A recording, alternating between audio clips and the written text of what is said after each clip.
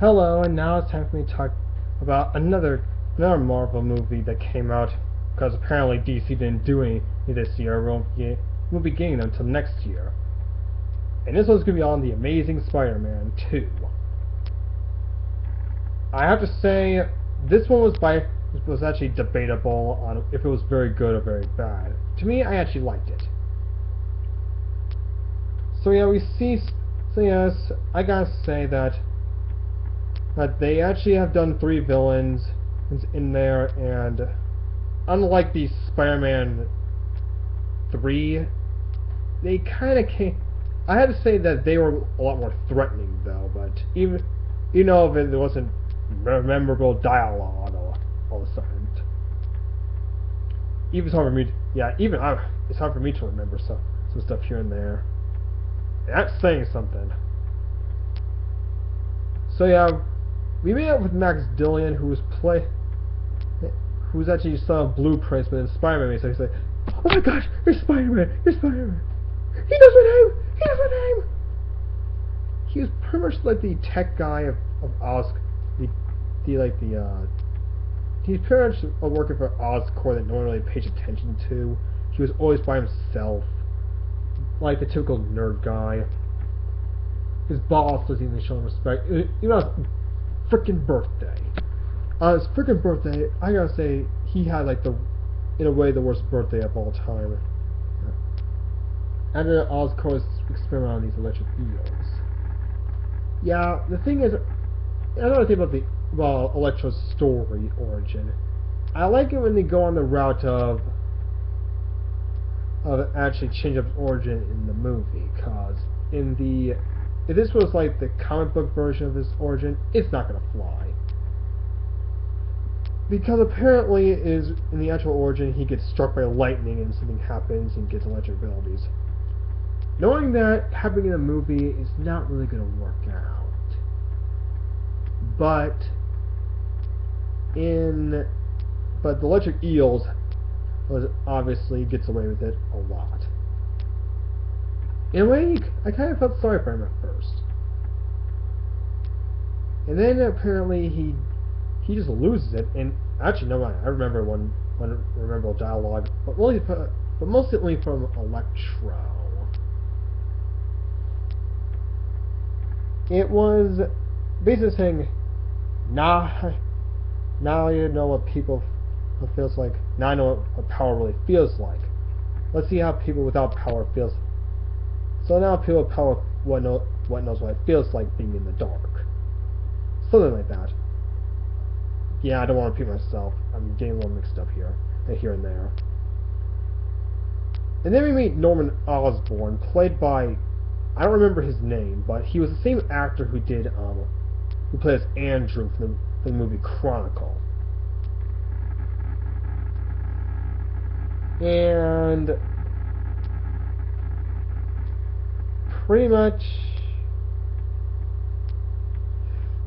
he was dying of a disease, I believe, and he wanted Spider-Man's help to heal him. And yes, I did like how they still played off like they still knew each other since high school or so. And the fact is that Gwen Stacy, I'll get to Gwen Stacy later. He then loses it, wants revenge on Spider-Man. Some guys actually fire him from his own company, since it was mentioned that Norman Osborn's already dead or so. And now Harry was left with nothing. So he tried to break out Elektra, needing his act. He really wanted his help. And man, did they make a good team up. After Norman held Harry, I keep saying Norman, Harry held his own part of the bargain, and they let him out. Yeah, the team up was actually very well done. The thing between P and Stacy,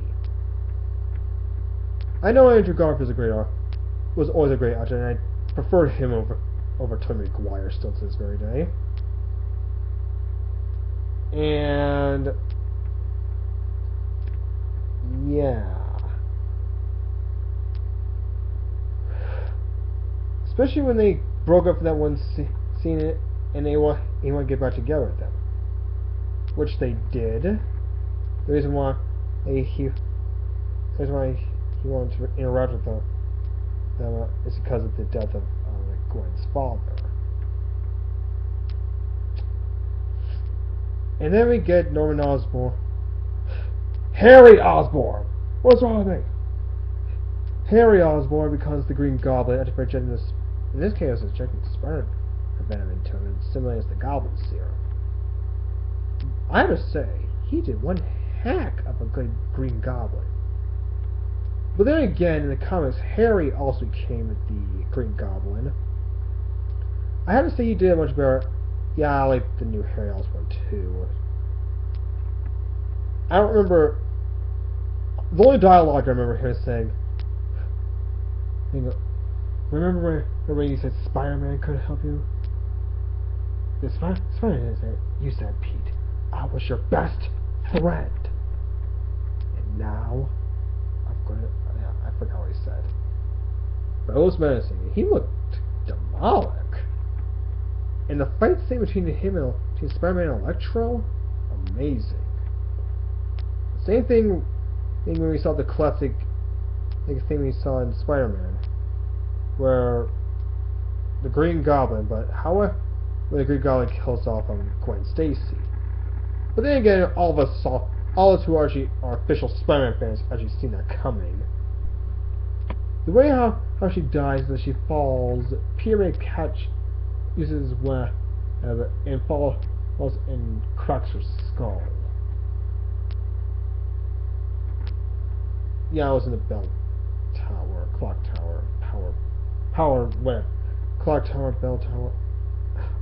It was some sort of tower. It was in a power plant, alright? It was in a power plant.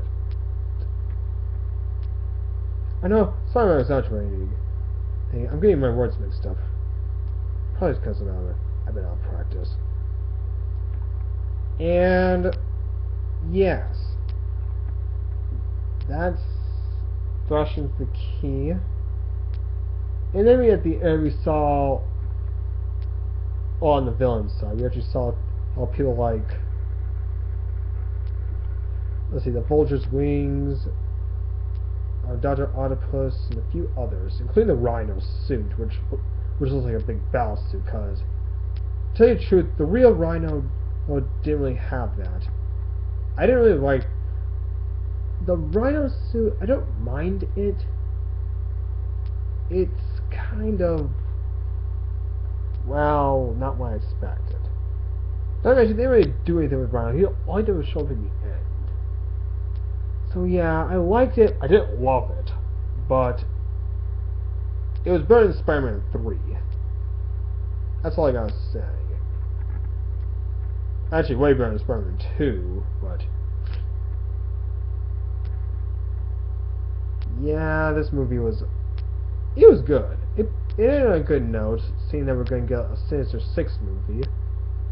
But I think most of us comic book fans already know about that. But this movie, again, has been out since May, so it's been out for, wow, 3 months at least. And that also is the end of the other one. Now we're going to get to the next review, which you all might predict. Shelby.